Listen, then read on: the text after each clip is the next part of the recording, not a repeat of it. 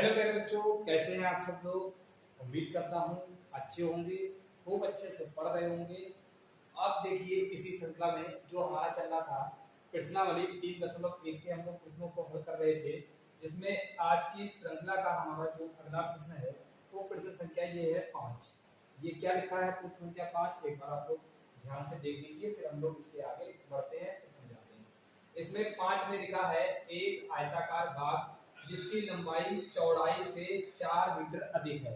जिसकी लंबाई चौड़ाई से कितनी अधिक है? 4 मीटर अधिक है का अर्ध परिमाप, यानी कि आयताकार बाग का अर्ध परिमाप 36 मीटर है। तो बाग की लंबाई ज्ञात कीजिए। ठीक है, बाग की हमें लंबाई ज्ञात करनी है। और बाग कैसा है प्यारे बच्चों? आयताकार। आयताकार समझते हो जिसकी 2 लंबाई और 2 चौड़ाई होती है। ठीक है, तो प्यारे बच्चों अब जरा चीजों को ध्यान से समझिए। आयताकार बाग देखते हैं कैसा होगा, जरा ध्यान से समझिए। तो अब चीजों को समझते हुए चलिएगा, जिससे आप लोगों को अच्छा समझ में आए। चीजें आसान करते हुए चलिएगा, क्योंकि चीजें कठिन नहीं हमें करनी है, आसानी से सीखना है चीजों को। तो आप लोग अब देखिए, तो आयताकार बाग है, तो हमने मान लिया क्वेश्चन नंबर 5 में माना आयताकार बाग की लंबाई, आयताकार बाग की लंबाई हमने मान ली x मीटर, और जो आयताकार बाग है उसकी चौड़ाई हमने मानी 22 मीटर। ठीक है, 22 मीटर। क्वेश्चन क्या कह रहा था? प्रश्नानुसार। अब जरा ध्यान से समझिएगा प्यारे बच्चों। अगर बात करें यहाँ पे, तो अब जरा ध्यान से समझिए। ये हम लोग आयत बना देते हैं जिससे आपको समझ में आए। ये आयताकार बाग, ये हमने ले लिया आयत। ठीक है, अब जरा ध्यान से समझिए। हमने ये मान लिया इसकी लंबाई कितनी है, लंबाई हमने मानी x। जब ये x है तो ये भी x मीटर होगी, और चौड़ाई हमने प्यारे बच्चों कितनी मान ली? चौड़ाई हमने मान ली 22। ठीक है, ये 22 है तो ये भी क्या होगी? 22। ठीक, तो क्या दे रखा है जरा ध्यान से समझिएगा। कह रहा आयताकार बाग जिसकी लंबाई चौड़ाई से 4 अधिक है, यानी कि लंबाई वाली पोर्शन जो है चौड़ाई से 4 अधिक है। तो पहली सर लंबाई x, चौड़ाई 22 से 4 मीटर अधिक है। ये हमारी होगी समीकरण नंबर 1। इसी प्रकार से चीजों को आप लोग तोड़ना और जोड़ना सीखिएगा। क्या कह रहा था? लंबाई चौड़ाई से 4 मीटर अधिक है। ठीक है, तो ये हो गई समीकरण 1। आगे कह रहा है का अर्ध परिमाप, किसका? आयताकार बाग का अर्ध परिमाप 36 मीटर है। तो आप लोगों को पता होना चाहिए परिमाप क्या होता है। अगर आयताकार बाग का परिमाप की बात करी जाए तो अर्ध परिमाप दे रखा है, तो अर्ध परिमाप यानी कि आयताकार बाग का, आयताकार आयताकार बाग का अर्ध परिमाप है प्यारे बच्चों। अर्ध परिमाप वो कितना है? आयताकार बाग का अर्ध परिमाप जो है वो कितना है प्यारे बच्चों? वो है 36 मीटर। ठीक है, वो कितना है? 36 मीटर। अर्ध परिमाप का सूत्र लगाते ही क्या होता है? 2 लंबाई प्लस चौड़ाई। ये तो होता है परिमाप का। अर्ध परिमाप है तो बटे में कितना लगा दो? 2। कोई नई चीज नहीं है। परिमाप या हो अर्ध परिमाप पूछे 2 से भाग कर दो, बराबर में कितना है? 36। ठीक है, अब हम क्या करेंगे यहाँ पे प्यारे बच्चों, इस चीज को समझिएगा। अब जरा ध्यान से समझिएगा इस चीज को। ये 2 से हमने क्या कर दिया?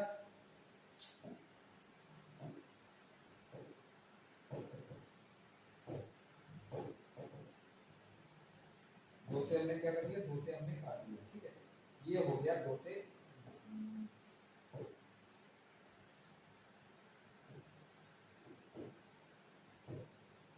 और समझिए ये हमने 2 से काट दिया, कैंसिल। 2 से 2 कर दिया। अब हमारे पास कितना आ गया? अब हमारे पास फिर से आ जाएगा प्यारे बच्चों x प्लस y बराबर हमारे पास कितना हो गया? 36। तो अब देखिए समीकरण 1 बन गई, और ये समीकरण हमारे पास कितनी आ गई? 2। अब हमें इसको आगे हल करना है। तो हल करने की अभी हम लोग कौन सी विधि सीख चुके हैं?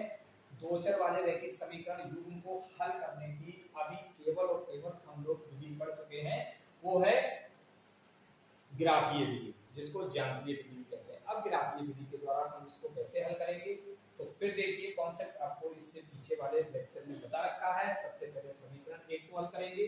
तो समीकरण 1 से अब जरा ध्यान से समझिएगा। पहले हम लेते हैं समीकरण 1, यानी कि समीकरण 1 से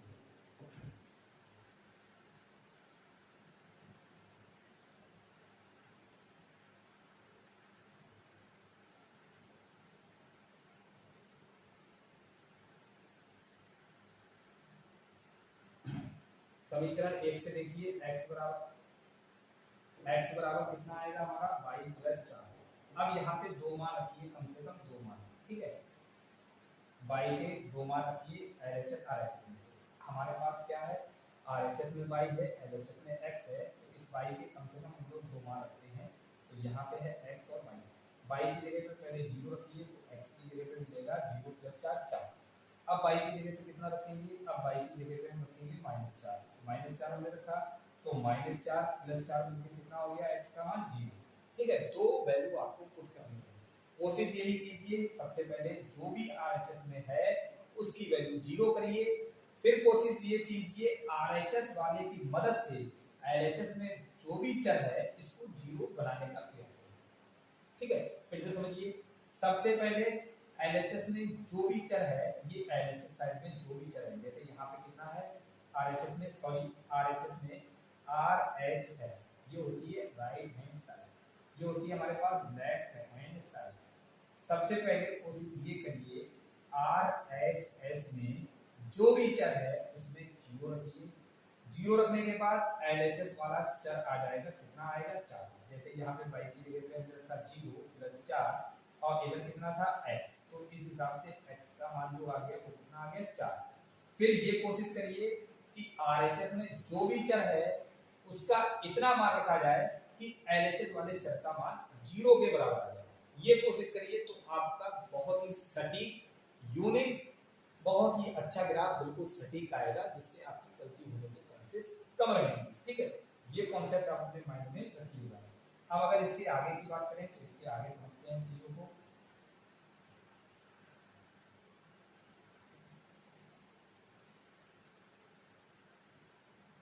अब इसके आगे समझिए। अब अगर बात करें समीकरण 2 की, तो समीकरण 2 से अब समझिएगा, समीकरण 2 हमारे पास कितनी है, x प्लस वाई बराबर 36। तो x प्लस वाई बराबर हमारे पास है 36। यहाँ से अगर x का मान निकाले तो ये हो जाएगा 36 माइनस वाई। फिर से यहाँ पे दो मान रखते हैं, तो यहाँ पे हम देखेंगे x और y, ये हो गया x और ये हो गया y। सबसे पहले क्या है, RHS में जो भी चर है वहां पे 0 रखते हैं, तो y है, y की जगह पे रखेंगे 0, जिससे x का मान कितना आएगा 36। फिर क्या मैंने कहा, फिर RHS में जो भी चर है उसकी इतनी वैल्यू रखिए कि LHS में जो भी चर है उसका मान कितना आ जाए 0। तो RHS में y की जगह पे अगर आप 36 रख दोगे तो 36 माइनस 36 कितना आएगा 0। तो प्यारे बच्चों, ग्राफ के लिए ये पॉइंट हमारे लिए काफी है। अब इसके आगे बढ़ते हैं, अब इसको हम ग्राफ से हल करते हैं। ठीक है, तो अब इसके आगे बढ़ेंगे, तो आगे क्या है, अब चीजों को देखिए। सबसे पहले हम लोग खींचते हैं दो लंबवत रेखाएं, एक हमारे पास हो गई x x डैश, एक हो गई y y, ये हो गई हमारी, ये हमारी हो गई। अब देखिए, ये हमारी हो गई x, ये हो गया x डैश, ये हो गई हमारी y, और यहाँ पे लिखेंगे हम y डैश। जहाँ पे दोनों रेखा काटती हैं इसको कहते हैं मूल बिंदु, जिसके निर्देशांक होते हैं 0,0। अब x अक्ष पे भी आप कितने का अंतर लेंगे, इससे पहले भी मैंने आपको बताया था, कॉलम किस हिसाब से हम लोग अपने ग्राफ पेपर पे हम लोग ड्रा करते हैं। अब देखिए, अगर आंकड़े छोटे छोटे हैं तो 1 का अंतर, 2 का अंतर, 3 का अंतर, जिस हिसाब से आप लेना चाहते हैं उस हिसाब से ले सकते हैं। लेकिन जब आंकड़े बड़ी संख्या में हों तो अंतर आप लोग बढ़ा दीजिए कॉलम का, एक खाने को हम लोग ज्यादा बड़ा कर सकते हैं। जैसे अगर यहाँ पे बात करी जाए, अब चीजों को समझिए अंतर से, ठीक है, जिससे मैं आपको समझा पाऊँ अच्छी तरह से। अब अगर यहाँ पे बात करें तो इससे पहले वाली क्लास में हमने देखा, इससे पहले वाली हमने क्लास में देखा था, जब हमने ग्राफ बनाया था, तो आप यहाँ पे देखिए आंकड़े छोटे छोटे थे, तो हमने यहाँ पे x अक्ष पे लिया था एक खाने में 1 इकाई का। इसी प्रकार y अक्ष पे भी एक खाने में 1 इकाई का अंतर लिया था, और भी हमने ग्राफ बनाए थे। तो प्यारे बच्चों, इसमें भी 1 ही इकाई का अंतर था, क्योंकि आंकड़े छोटे थे, क्योंकि अधिकतम संख्या सबसे बड़ी 6 थी और फिर उससे छोटे थे। लेकिन यहाँ पे ये केस नहीं है, क्योंकि यहाँ पे जो आंकड़े हैं, यहाँ पे जो प्यारे बच्चों आंकड़े हैं, इसको समझिएगा। यहाँ पे जो हमारे पास आंकड़े हैं वो सबसे बड़ी संख्या कितनी है, 36। तो 36 अगर एक एक कॉलम में 1 इकाई का अंतर ले गया, अगर आप समझिए, अगर आप एक काल में एक इकाई का अंतर अगर आप लेकर अगर ग्राफ बनाएंगे तो हमारे पास जो है वो काफी बड़ी मात्रा में जो है मान आएंगे। तो हम लोग 36 को यहाँ पे कॉपी पे ड्रा नहीं कर पाएंगे, तो हम लोग क्या करेंगे, एक्स एक्स पे एक कॉलम मानते हैं 4 इकाई। तो यहाँ पे आप अंतर लीजिए, 4 एकम 4, 8, 12, 16, 20, 24, 28, 28 के बाद 32 और आगे बढ़ाएंगे अभी से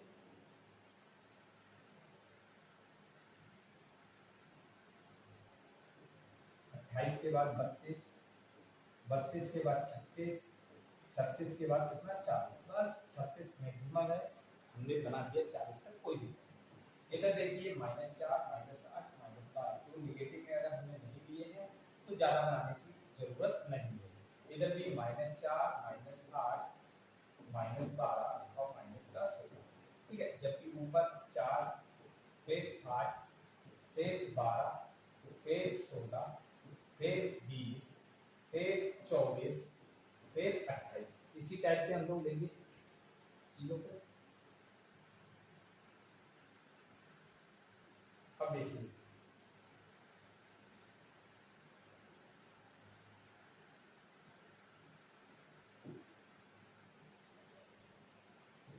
अट्ठाईस, 32 और 36, ठीक है, मैक्सिमम 36 लिए। अब जरा बिंदु को रखेंगे, तो अब मैं कलर चेंज कर देता हूँ जिससे आपको जो है काफी अच्छे से समझ में आए कि हमने कौन से पॉइंट कहाँ पे लिए। अब अगर बात करें इसके पहले पहले हमारे पास x अक्ष पे कितना है +4, y अक्ष पे कितना है 0, तो x पे +4, y पे 0। अब x पे +4 ये है और y पे 0 यहीं पे होता है, ये हमारे पास जो पॉइंट है वो आ गया 4, 0। फिर क्या था दूसरा, दूसरा था x पे 0, y पे -4, यानी कि x पे हमें कहाँ चलना है 0 और y पे -4, ये है x पे 0 होता है इसमें का पे, y पे कितना है -4, तो 0 का -4। इन दो बिंदुओं से होकर जाने वाली एक रेखा हम लोग खींच देते हैं बिल्कुल सीधी, यहाँ पे ये हमारी अनंत तक जा रही है, ठीक है। उससे आप कंफ्यूजन मत रहिए, ग्राफ कॉपी पे जब आप रखेंगे पेंसिल को तो बिल्कुल सीधी लाइन जाएगी दो बिंदुओं से, ठीक है। इसको आगे बढ़ाते रहिए। फिर इसके आगे देखते हैं, दूसरा हमारा था x पे 36, y पे 0। फिर पहला हमारे पास हो गया था, अब देखिए ये हमारे पास जो बिंदु है ये क्या है, x पे 36 और y पे 0। दूसरा था x पे 0, y पे +36, वो आएगा ये x पे 0, y पे +36।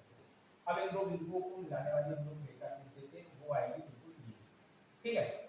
अब आप देखिए कॉपी पे तो शायद थोड़ा बहुत ऊपर नीचे हो जाएगा, क्योंकि यहाँ पे कोई चीज नाप के नहीं बनाई है। जब आप अपनी कॉपी पे नापेंगे तो आप लोग देखेंगे, ये नोटिस करेंगे, जो इसकी लंबाई आएगी वो प्यारे बच्चों 20 पे आएगी और जो चौड़ाई आएगी वो प्यारे बच्चों कहाँ पे आएगी 16 पे। जब आप कॉपी पे बनाएंगे बिल्कुल इसी पॉइंट को आप लीजिए कॉपी पे बनाइए, तो आपको पता लगेगा कि जो हमारे पॉइंट है वो 20, 16 आएंगे, ठीक है। 20, 16 का मतलब ये है जो लंबाई होगी वो 20 होगी और जो चौड़ाई होगी वो कितनी होगी 16 होगी। इस चीज को आप लोग ध्यान से समझिएगा, कॉपी पे रखिएगा, ग्राफ वाली कॉपी पे, तो बिल्कुल सटीक बनेंगे। यही पॉइंट भले ले लीजिए, कॉपी पे आप लोग बनाइए तो आपका बिल्कुल सटीक आएगा, कोई भी एक भी पॉइंट इधर उधर नहीं जाएगा। अब आप लोग देखिए जो लंबाई है 20 है, चौड़ाई से देखिए कितने अधिक है 4, क्योंकि चौड़ाई आई थी हमारी 16, 16 से 4 अधिक था। अर्ध परिमाण मतलब लंबाई प्लस चौड़ाई देखिए 36 हो रहा है या नहीं, x का मान 20 था, y का मान 16 था, तो 20 और 16 कितना हो रहा है 36, यानी कि हमारे आंसर बिल्कुल सही है। बाद में हम यहाँ से निष्कर्ष निकाल सकते हैं, अतः आयत की लंबाई जो है, आयताकार भाग की जो लंबाई है, आयताकार भाग की लंबाई जो है, भाग की लंबाई है हमारे पास 20 मीटर और आयताकार भाग की जो चौड़ाई है, आयताकार भाग की चौड़ाई हमारे पास कितनी है 16 मीटर, ठीक है। तो ये हमारे पास हो जाएगा इसका आंसर। किसी बच्चे का कोई भी अगर डाउट है सेशन से तो आप लोग कमेंट करके जरूर बताइएगा। फिर बच्चों इस चीज को आप लोग अपनी कॉपी पे जब ड्रा करेंगे बिल्कुल सीधी लाइन आएगी, कोई कंफ्यूजन नहीं होगा, क्योंकि ये बिल्कुल नॉर्मल से क्वेश्चन है, इस पे कोई ज्यादा दिमाग मत लगाइए, साधारण से ये क्वेश्चन आपके हो जाएंगे। फिर चलते हैं क्वेश्चन नंबर 8 पर। अब क्वेश्चन नंबर 8 को समझते हैं। पहले आप लोग इसका स्क्रीनशॉट आप लोग ले लीजिएगा या वीडियो पॉज करके आप लोग आगे ले लीजिएगा। अब इसके आगे बढ़ते हैं। अब चलते हैं प्यारे बच्चों इसके आगे क्वेश्चन नंबर 6 पे। क्वेश्चन नंबर 6 क्या है इसको हम लोग समझेंगे अच्छी तरह से, ठीक है। क्वेश्चन नंबर 6 यहाँ पे मैं पढ़ दे रहा हूँ। कह रहा है एक रैखिक समीकरण 2x - + 3y - 8 = 0 दी गई है। दो चरों में एक ऐसी और रैखिक समीकरण ज्ञात कीजिए ताकि प्राप्त युग्म ज्यामितीय निरूपण जैसा कि पहला प्रतिच्छेद करती रेखाएं हो, दूसरा समांतर रेखाएं हो, तीसरा संपाती रेखाएं हो, ठीक है। काफी आसान सा क्वेश्चन है। अगर इस क्वेश्चन के बारे में समझे तो देखिए मैं इसको रख कर देता हूं।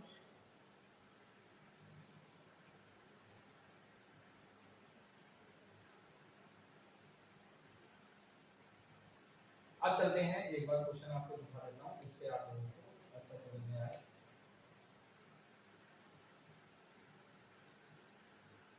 अब हमें ये है क्वेश्चन, कह रहा है एक रैखिक समीकरण जो हमारे पास दी गई रैखिक समीकरण है। क्वेश्चन नंबर 6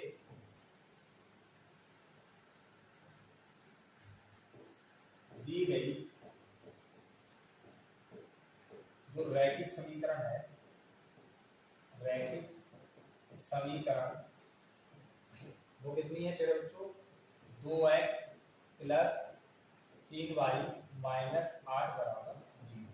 अब यहाँ से अगर बात करें, यहाँ a1 का मान कितना है निकाल लेते हैं। a1 हमारे पास अगर तुलना करोगे मानक समीकरण से तो आएगा 2, b1 हमारे पास कितना आएगा 3 आएगा, c1 हमारे पास कितना आएगा -8। प्यारे बच्चों तुलना करने मैंने आप लोगों को इससे पीछे भी बता चुका हूँ। फिर अगर बात करें तो अब हमारे पास एक समीकरण ये है और फिर हमें दो चर में एक ऐसी और समीकरण लिखनी है ताकि जो प्राप्त युग्म, एक तो आपके पास ये दे रखा है और एक आपके पास और, ठीक है। प्राप्त युग्म हमारे पास क्या हो, प्राप्त युग्म का ज्यामितीय निरूपण पहला प्रतिच्छेद करती हुई रेखाएं प्राप्त हो, दूसरा समांतर रेखाएं प्राप्त हो और तीसरा समपाती। तो अब आप लोग ध्यान से समझिएगा, रेखाएं प्रतिच्छेदी हो, प्रतिच्छेद करती हुई, तो आप लोग समझिएगा प्यारे बच्चों प्रतिच्छेदी रेखाओं के लिए क्या होता है। प्रतिच्छेदी रेखाओं के लिए हम लोग जानते हैं पहला पार्ट, हम जानते हैं क्या, हम जानते हैं कि प्रतिच्छेदी रेखाओं के लिए जो अनुपात होता है, प्रतिच्छेदी रेखाओं के लिए, कि प्रतिच्छेदी रेखाओं के लिए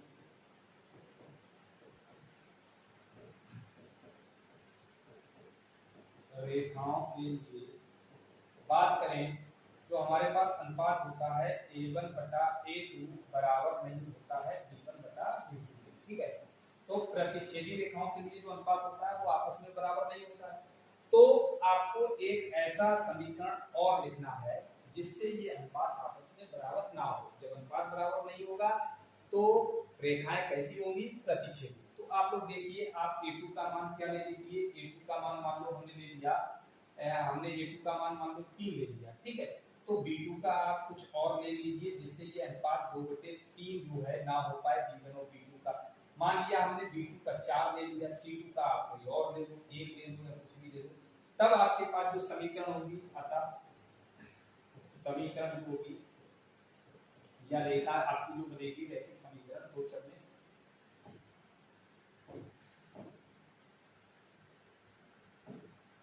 अतः समीकरण अविष्ट, अतः दो चर में अविष्ट समीकरण, ऐसे नहीं, अतः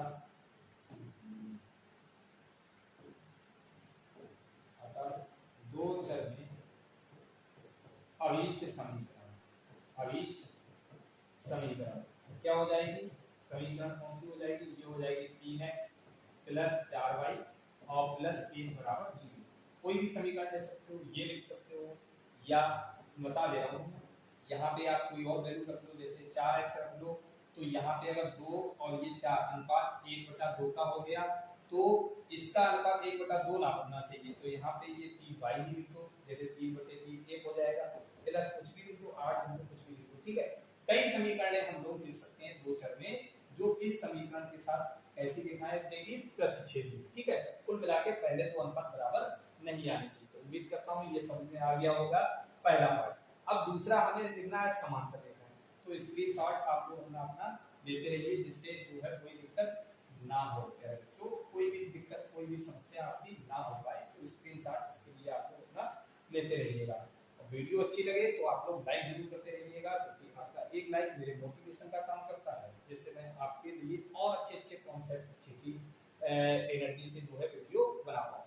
अब इसके आगे हम लोग चलते हैं, इसके आगे हम लोग देखते हैं इसका सेकंड पार्ट क्या, कि यहाँ पे हम थोड़ा चेंज करेंगे और तो सब कुछ यही रहेगा, ये यहाँ पे भी हम लोग थोड़ा चेंज करेंगे और ये वैल्यू भी हम लोग चेंज करेंगे, यहाँ पे भी कुछ बदलेंगे, ठीक है। तो आप लोग जानते हो क्या कि दूसरा पार्ट जो हमारे पास है हमसे पूछा जा रहा है, दूसरा पार्ट क्या कि रेखाएं कैसी हो, समांतर। हम जानते हैं समांतर रेखाओं के लिए जो अनुपात होता है,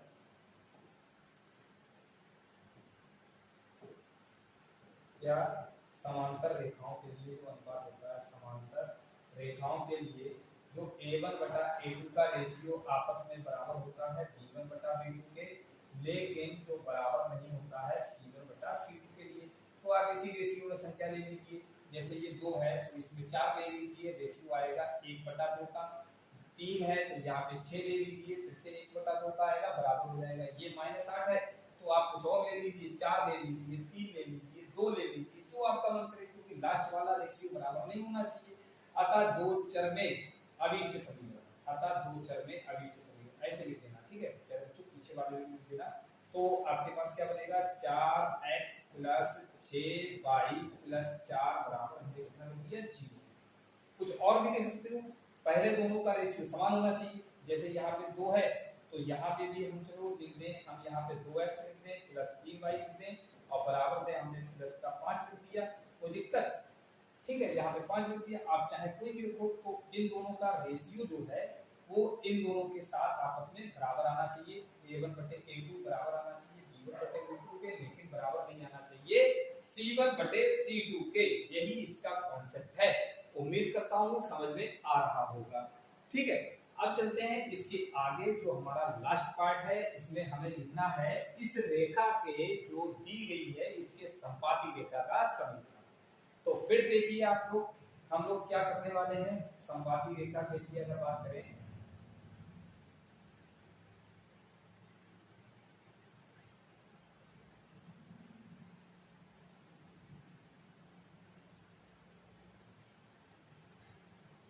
अगर बात करें, हम जानते हैं क्या,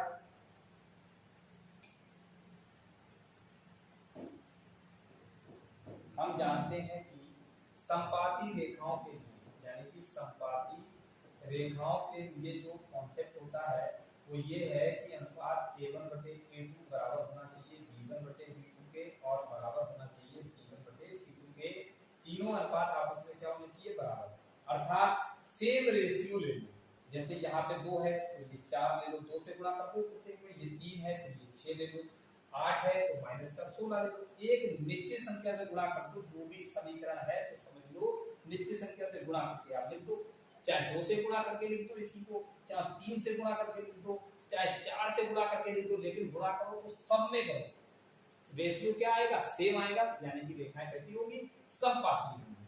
तो ये हो जाएगा 4x + 6y - 8 दूनी 16, या 3 से अगर आपने गुणा की होगी तो 3 दूनी 6x + 3 किया 9y - 8 किया 24। तो ये सब कैसी रेखा है, समपाती।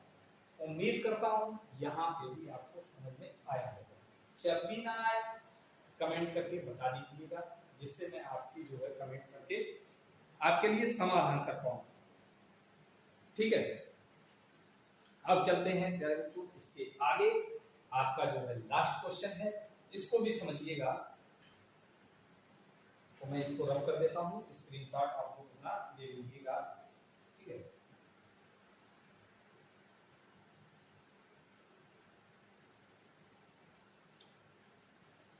अब चलते हैं प्रश्न संख्या 7 पे, इसमें लिखा है समीकरण, क्या दे रखा है, दी गई जो समीकरण है वो है x - y + 1 बराबर 0 और 3x + 2y - 12 बराबर 0 का ग्राफ खींचिए।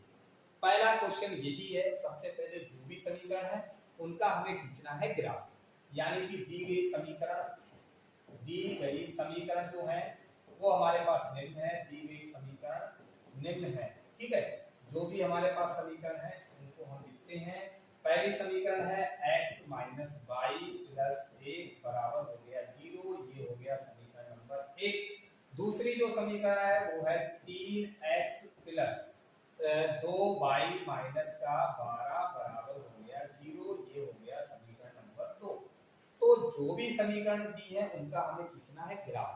ग्राफ के लिए समीकरण पहले 1 को लेके चलेंगे। समीकरण 1 से अगर बात करें समीकरण 1 से, तो यहाँ पे x - y + 1 बराबर 0 है। इसमें एक चर को LHS में बकाया को RHS में ले जाओ, तो यहाँ पे LHS में हमने x रोक लिया तो y उधर जाएगा, प्लस का हो जाएगा, 1 उधर जाएगा, माइनस का हो जाएगा। ठीक है, कम से कम कितने बिंदु, कम से कम रखते हैं 2 बिंदु। अब यहाँ पे देखिए, यहाँ पे 2 बिंदु, ये x हो गया, ये y हो गया, यहाँ पे बिंदु रखते हैं।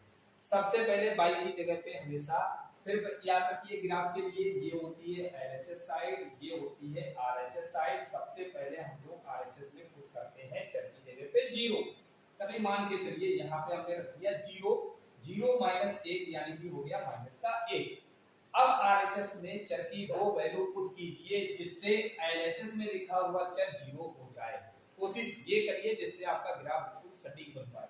ठीक है, तो हमने y की जगह पे अगर हम +1 रख दें, तो 1 - 1 कितना हो जाएगा 0। ये हमारे पास 2 बिंदु हो गए, कहानी खत्म। अब इसके आगे हम लोग बढ़ते हैं। अब लेंगे हम लोग समीकरण नंबर 2। अब हम लोग किसको लेंगे, समीकरण नंबर 2। समीकरण 2 से अब जरा ध्यान से समझिएगा। समीकरण 2 को आप लोग समझेंगे तो समीकरण 2 हमारे पास कितनी है, 3x + 2y - 12 बराबर 0। तो ये है 3x + 2y - 12 बराबर 0। अब आप यहाँ पे चाहे x को रोकिए चाहे y को रोकिए, लेकिन उस नंबर को रोकिए जिससे हमारा जो है भाग आसानी से जा सके। जैसे अगर 2 को रोक ले तो 2 से भाग करना आसान होता है 3 की तुलना में, तो हम लोग क्या करेंगे, 2 को रोकेंगे। अब यहाँ पे 3x उधर जाएगा तो यहाँ पे तो 2y है, बराबर ये हो जाएगा 12 और माइनस हो जाएगा 3x, क्योंकि 12 उधर जाएगा, 12 इधर बराबर इधर जाएगा, माइनस है तो प्लस, 3x उधर जाएगा, माइनस का हो जाएगा। अगर बात करें y का मान तो ये हो गया 12 - 3x बटे में हो गया हमारा 2, 12 - 3x बटे में हो गया हमारा 2। अब आप फिर मान रखिए, सबसे पहले कितना रखेंगे, जरा ध्यान से समझिएगा चीजों को, जिससे आपको बेटा आसानी से चीजें याद हो पाए, समझ पाओ आप लोग। ठीक है, गणित इंटरेस्टेड जब होगा जब आप चीजों को समझोगे, रटोगे नहीं। सबसे पहले x की जगह पे हम लोग रखेंगे 0। पहले क्या प्रयास करते हैं, फिर समझिए, ये हमारे पास है लेफ्ट हैंड साइड मतलब LHS, ये हमारे पास है राइट हैंड साइड मतलब राइट हैंड साइड का मतलब RHS। ठीक है, ये होता है बायां पक्ष, वो होता है दायां पक्ष। सिंपल सी चीज है, सबसे पहले x की जगह 0 रखिए। जब 0 रखोगे तो प्यारे बच्चों ये पूरा वाला 0 हो जाएगा, क्यों, 12 - 3 गुणा 0, 3 की अगर 0 में गुणा करो तो 0 हो गया, केवल और केवल ऊपर कितना बचेगा 12, बटे में कितना है 2, 2 से काटोगे कितनी बार आएगा 6 बार। उम्मीद करता हूं समझ में आ गया होगा। ठीक है, ना समझ पाओ प्यारे बच्चों, ये मैंने कैलकुलेशन यहाँ पे कर दी। मैं चीजों को बार बार बताते हुए चलता हूँ, अगर कहीं पे फिर भी अगर दिक्कत हो कमेंट में तुरंत छाप दीजिए, सर ये चीज समझ में नहीं आई, मैं कमेंट आपका पढ़ के तुरंत रिप्लाई करा दूंगा अगली वीडियो में। फिर बात करें, अब कोशिश ये करिए कि RHS में जो भी चर है वहां पे इतना मान रखिए कि LHS में जो भी चर है उसका मान 0 आए तो ज्यादा अच्छा बनेगा। x की जगह पे आप अगर 2 रख दो तो आएगा 3 दूनी 6, 12 में से 6 जाएगा, 6 बच जाएगा, अब भी 0 नहीं आया। यहाँ पे आप क्या करिए,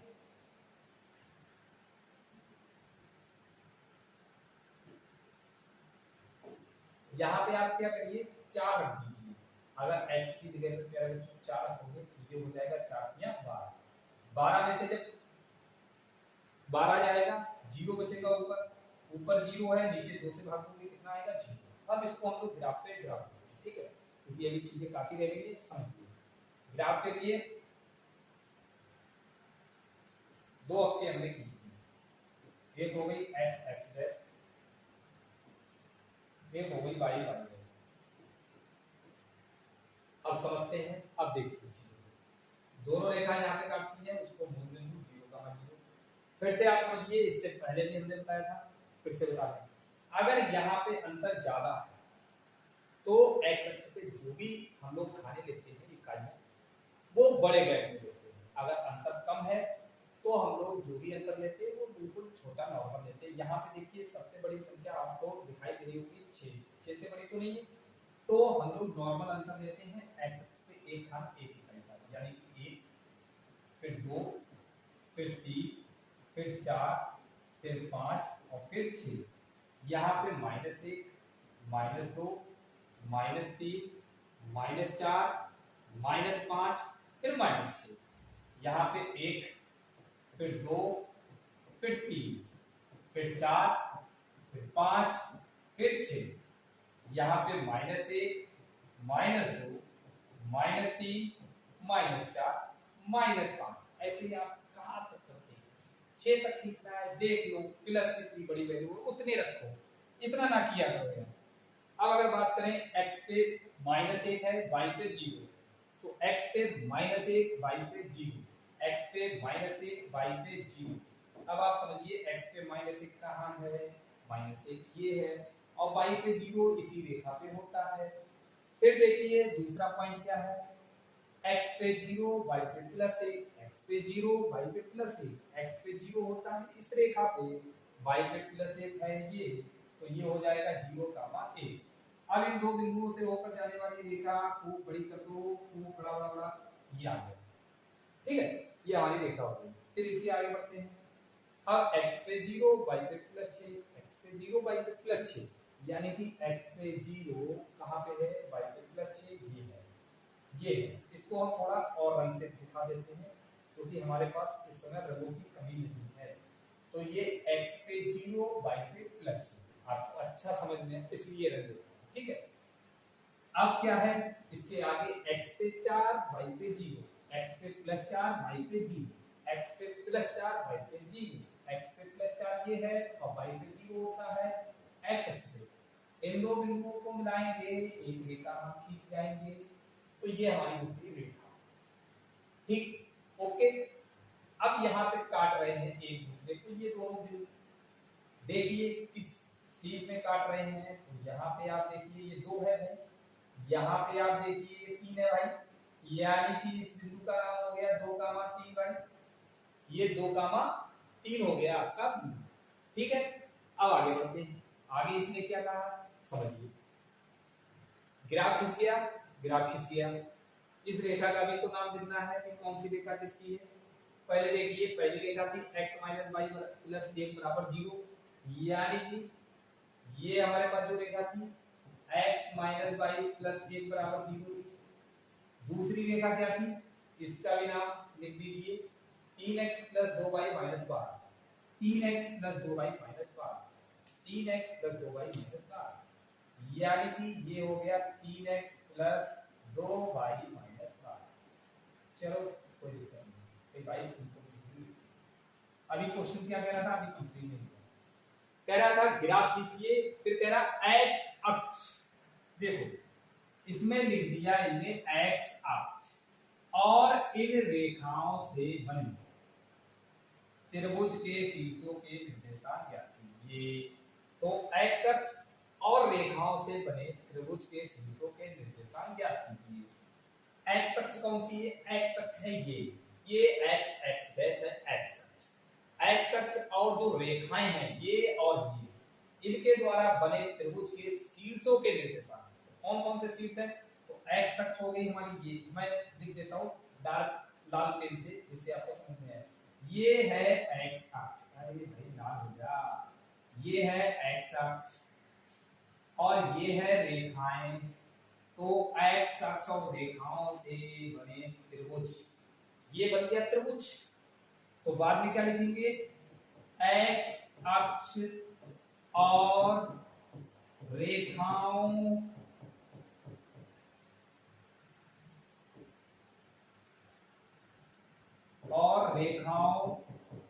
से बने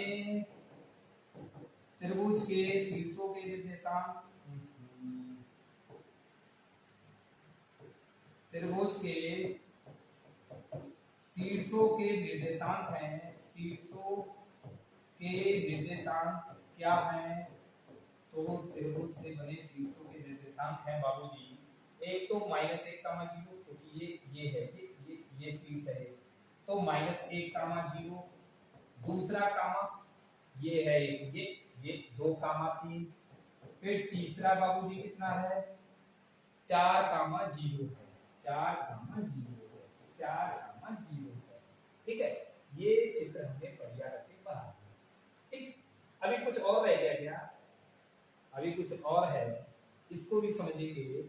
इसमें कहा है और त्रिभुजाकार पटल को छायांकित कीजिए, चीजों को छा दो। ठीक है, मतलब छायांकित मतलब क्या है? छायांकित का मतलब है, अब देखिए छायांकित का मतलब आपको बताते हैं। छायांकित का मतलब है जैसे किसी के परिवार में खुशियां भर दो, तो इस त्रिभुज के परिवार में हमें खुशियां भरनी है, ये छायांकित। ठीक है, ये हमारा होता है क्वेश्चन कंप्लीट। अब इसी के साथ एक्सरसाइज 3.1 हमारी हो जाती है कंप्लीट। अगर अच्छा लगा हो तो जरूर लाइक कीजिए, कमेंट करके बताइए कैसा समझ में आया। अब मिलते हैं इसके आगे के लेक्चर में, तब तक के लिए जय हिंद। खूब पढ़िए, माता पिता का नाम रोशन कीजिए और मेरा नाम भी रोशन कीजिए, जिससे आप लोगों को आगे आने वाले समय में 11th 12th में भी हमसे पढ़ने का मौका मिल पाए। ठीक है, और मेरा भी ये नसीब होगा कि मैंने आपको पढ़ा के अच्छे नंबर आपको दिलाए। ठीक है, प्यारे बच्चों, पढ़ते रहिए और देखते रहिए ओनली ऑन आरडी मैथ।